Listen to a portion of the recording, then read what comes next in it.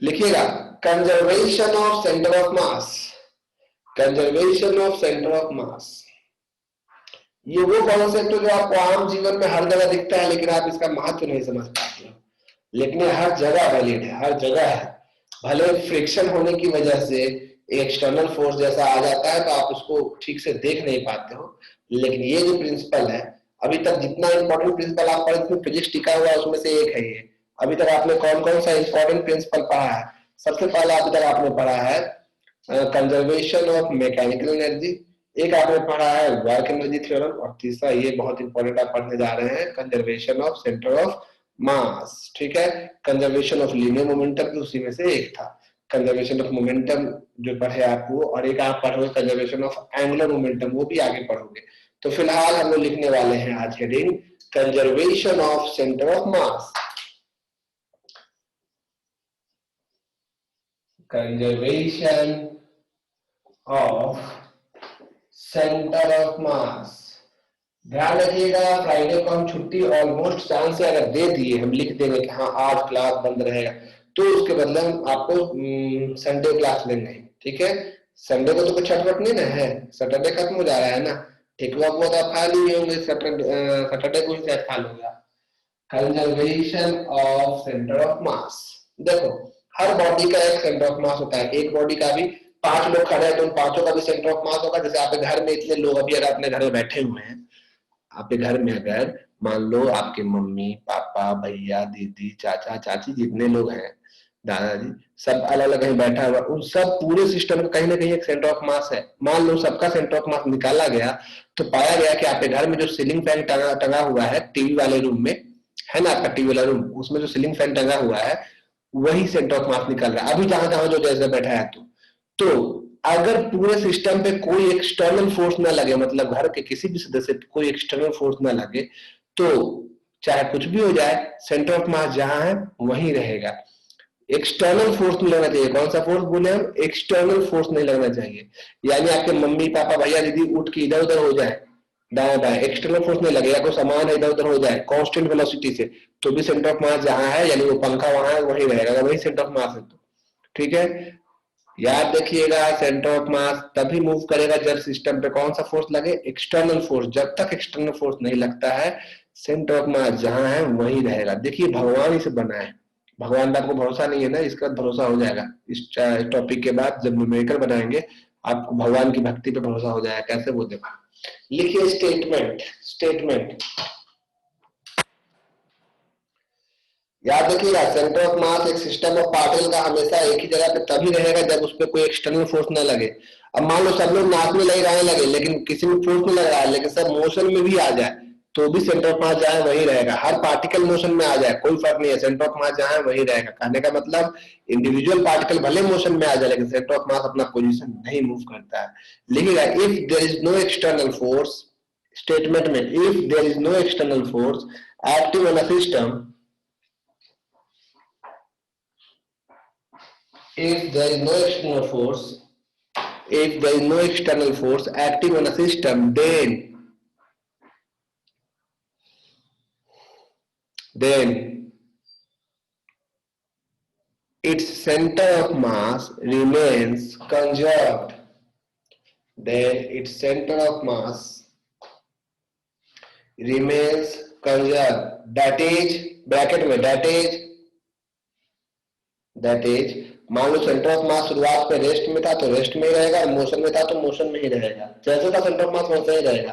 That is if it was at rest, bracket में लिखना है, that is if it was at rest it will remain at rest, that is if it was at rest it will remain at rest, bracket close. Motion में लिखवाना है, फिर से बोल रहे हैं if there is no external force acting on a system then its center of mass remain conserved, that is if it was initially at rest, that is if it was initially at rest it will remain at rest, it will remain at rest, bracket close, even if even if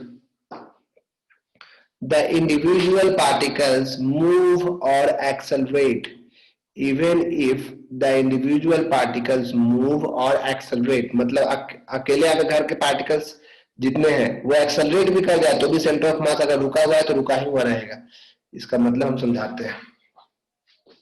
मान लो यहाँ पे 10 particle है, 1 2 3 4 5 6 7 8 9 10।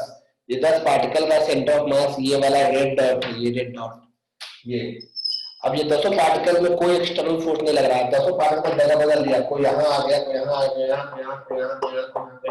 इधर से हट गया, लेकिन कोई एक्सटर्नल फोर्स नहीं लगा है, तो सेंटर ऑफ मास यहाँ था तो ये यही रहेगा, इन सबका सेंटर ऑफ मास वही रहेगा अभी भी। यही है कंजर्वेशन ऑफ सेंटर ऑफ मास। ध्यान रखिएगा, जब तक ओवरऑल कोई एक्सटर्नल फोर्स नहीं लगता है सेंटर ऑफ मास अपना जगह नहीं बदल सकता है। इसको समझें कैसे, पहले तो प्रूफ करेंगे, इसको समझें कैसे। इसको समझने का एक ही उपाय है, इस पे बेस्ड कुछ न्यूमेरिकल बनाना, अदरवाइज ये काम नहीं करेगा आपके दिमाग में। अभी कुछ भी समझ नहीं आएगा, अभी आपको लग रहा है क्या क्या उटपटांग बोले जा रहे हैं। ये उटपटांग आपको सही पटांग कब लगेगा, जब आपको हम इसका न्यूमेरिकल करवाएंगे। फिलहाल इसका प्रूफ देखिए।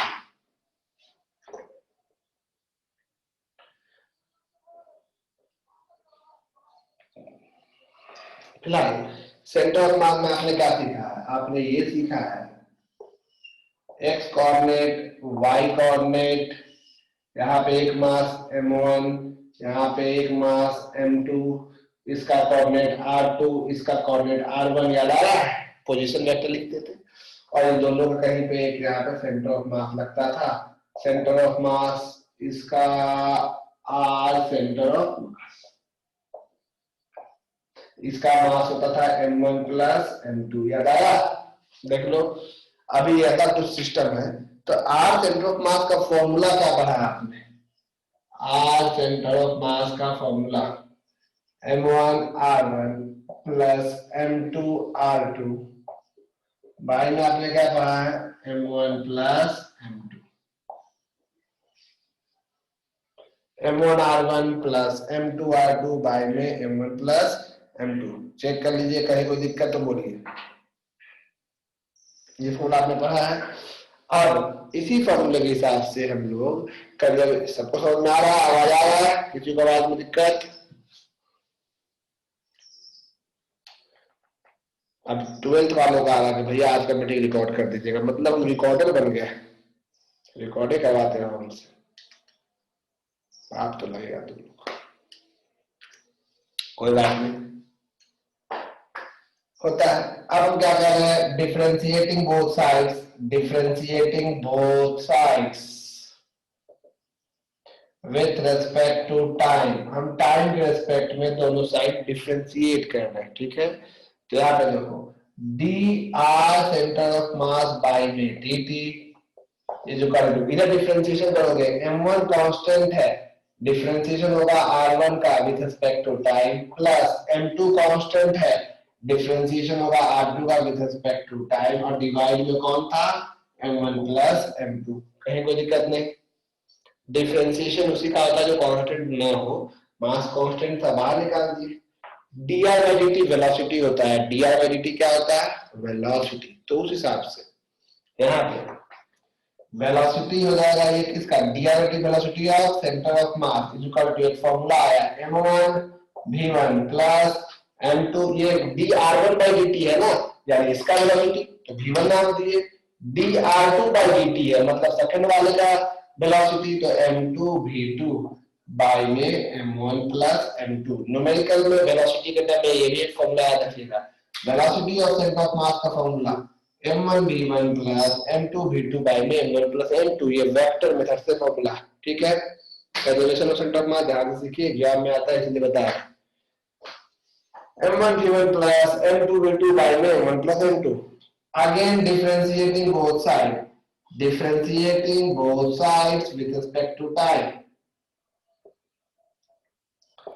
with respect to time। फिर से डिफरेंशिएशन करते हैं, ठीक है, देखिएगा आराम से, कहीं कोई तकलीफ नहीं। Differentiation of velocity of centre of mass with respect to time is equal to m1 dv1 by dt plus m2 dv2 by dt by में m1 प्लस m2। देखो यहाँ तो कोई दिक्कत नहीं है। ये जो होता है ये तो एक्सेलरेशन होता है, velocity by time is acceleration. यहाँ कोई इसमें मेहनत नहीं है, प्रूफ में प्रूफ में बच्चा का प्रूफ है। ये फॉर्मूला पता था हम लोग को, सेंस या पास जानते थे। एक बार डिफरेंशिएट किए तो वेलोसिटी है, एक बार डिफरेंशिएट करे तो एक्सेलरेशन आ रहा है। Acceleration of centre of mass is equal to m1a1 plus m2a2 by में m1 प्लस m2। अब जानते हैं फोर्स इज इक्वल टू होता है mass into acceleration. Mass into acceleration m1 a1 यानी पहले वाले पार्ट के प्लेन में force f1 plus f2 bye में m1 प्लस m2। यहां तक कोई तकलीफ नहीं। अब सुनो, अगर सिस्टम में कोई एक्सटर्नल फोर्स नहीं लग रहा है तो जो भी फोर्स होगा वो इंटरनल फोर्स होगा। कैसा फोर्स होगा? इंटरनल। और इंटरनल फोर्स का सम हमेशा जीरो होता है, क्योंकि इंटरनल फोर्स हमेशा इक्वल और अपोजिट होता है। तो जितने भी इंटरनल फोर्स होंगे उनका सम हमेशा यानी उनका जोड़ हमेशा कितना होगा? जीरो। यानी F1 प्लस F2 मिले कितना हो जाएगा? जीरो। ये बात हम लिखेंगे, पहले इतना आप कॉपी कर लीजिए, यहाँ तक कोई दिक्कत नहीं होगा। इसको हम फोटो खींच के भेज दे रहे हैं, ज्यादा 1 मिनट।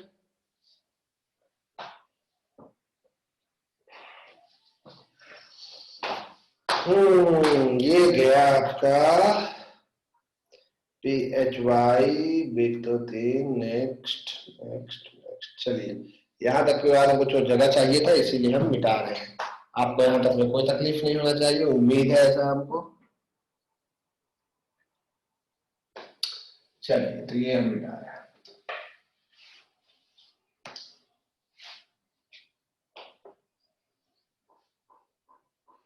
तो यहाँ से क्या आया बताओ? हमारा यहाँ से आया, एरो छूट गया है फोटो में। Acceleration of center of mass is equal to F1 plus F2 by m1 plus m2 since there is no external force। since जितना भी एक्सटर्नल फोर्स है ही नहीं। एफ एक्सटर्नल कितना है यहाँ पे? Zero. And sum of internal forces is equal to always कितना? Zero. That is आपका F1 और F2 अगर इंटरनल फोर्स है तो ये हमेशा जीरो होगा, क्योंकि ये स्टेटमेंट सिर्फ इंटरनल फोर्स के लिए लागू होता है। अगर एक्सटर्नल फोर्स आया तो कंजर्वेशन नहीं होगा। This implies that acceleration of centre of mass zero. कि एक्सेलरेशन अगर जीरो होगा मतलब अगर सेंटर ऑफ मास रेस्ट में है तो रेस्ट में ही होगा, और अगर वो चल रहा है शुरू से ही सेंटर ऑफ मास तो जिस वेलोसिटी से चल रहा था उसी वेलोसिटी से कंटिन्यू चलता रहेगा, ना घटेगा ना बढ़ेगा, क्योंकि उसका एक्सेलरेशन कितना है? Zero. This is known as conservation of centre of mass, COCM, conservation of centre of mass. तो ये लास्ट लाइन का फोटो आप ले लें ताकि आपको ये दिक्कत ना दे। ठीक है, अभी आपको कुछ समझ में नहीं आया होगा, बस आपको ये लगा कि हाँ कुछ बता दिया गया है।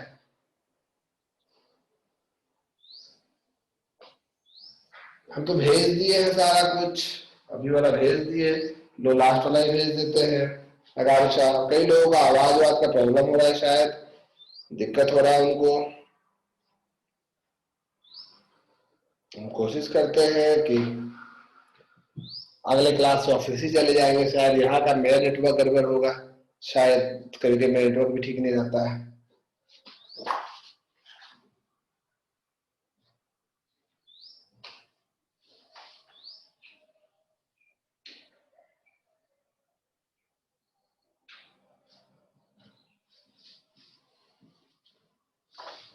ठीक है, अब कंजर्वेशन ऑफ सेंटर ऑफ मास पे बेस्ड न्यूमेरिकल सीखना है।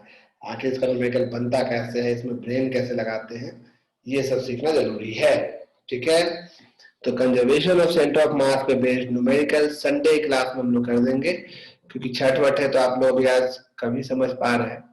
आज आप सीखे जो चीज, इसका न्यूमेरिकल देख ही लो, तो आपको कंफ्यूजन क्रिएट हो जाएगा। नहीं आज नहीं, आज हम सिखाएंगे। तो आप अभी आप दो बॉडी का सीख गए, सेंटर ऑफ मास निकालना, प्रूफ सीख गए, इसका यूज क्या है, कैसे काम करता है वो हम सिखाने वाले हैं।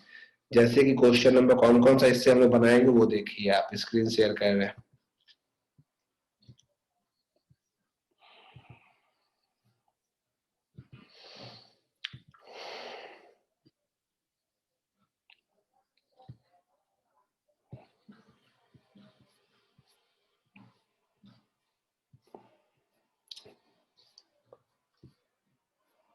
देखिए क्वेश्चन वर्मा जी का जो है इस सेंटर ऑफ मास से आपको हम बनाएंगे क्वेश्चन नंबर 10 से लेके 10, 11, 12, 13 सारा उसी से है, समझ रहे बात।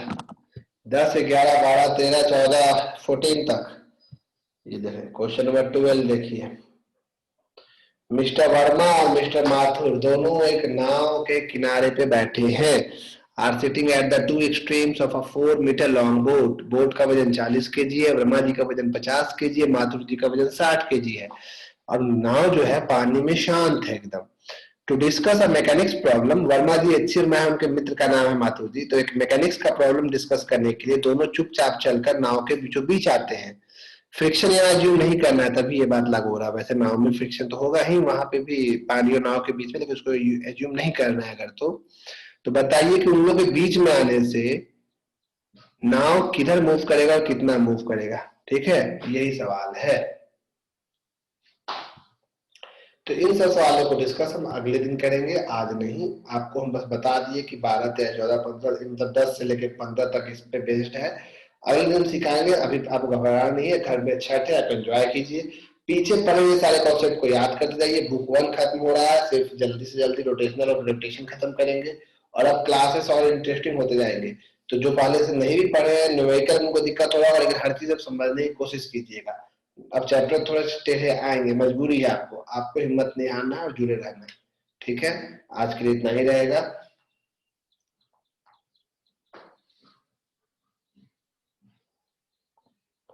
किसको नींद अभी खुल रहा है, एक्सेल का पीडीएफ चाहिए? आदित्य अभी नींद खुल रहा है इतना दिन में? नहीं देंगे, खुद से डाउनलोड करो। दिन रात तो मोबाइल यूज करते रहता है, जाओ करो। इतना दिन से तुम्हारा सजा है। आज क्लास यही एंड करते हैं।